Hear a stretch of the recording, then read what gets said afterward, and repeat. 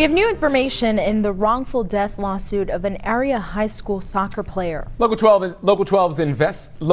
investigates. Christian Hauser shows us what we discovered in our Athletes at Risk series. When 16-year-old Matthew Mangine Jr. collapsed on the St. Henry practice pitch behind me in June of 2020, it should have set off a chain of responses designed to save his life. But the complaint alleges those actions never happened. Matt. Being County 911. Yes, I would need assistance at St. Henry District High School. Those life-saving steps are outlined in what's called a Venue-Specific Emergency Action Plan, or EAP, which lays out what to do in an emergency during practices or games. High schools are required to have them under Kentucky law, which passed as a result of the death of a high school athlete more than a decade before Mangine. The amended complaint states that while there were venue-specific EAPs for other sites at St. Henry, they were drafts and not fully reviewed by the athletic director when she got it on June 7, 2020, 9 days before Matthew's collapse.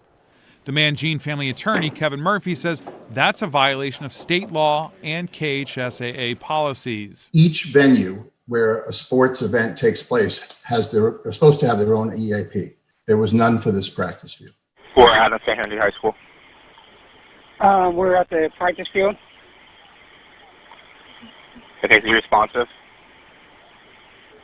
Not.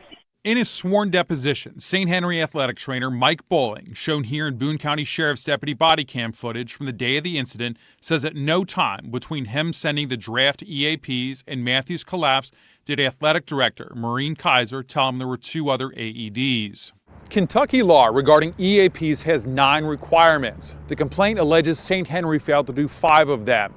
EAPs must be distributed, posted, reviewed, and rehearsed.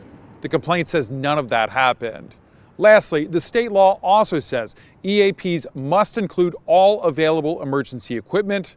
The lawsuit alleges the school failed to do that too.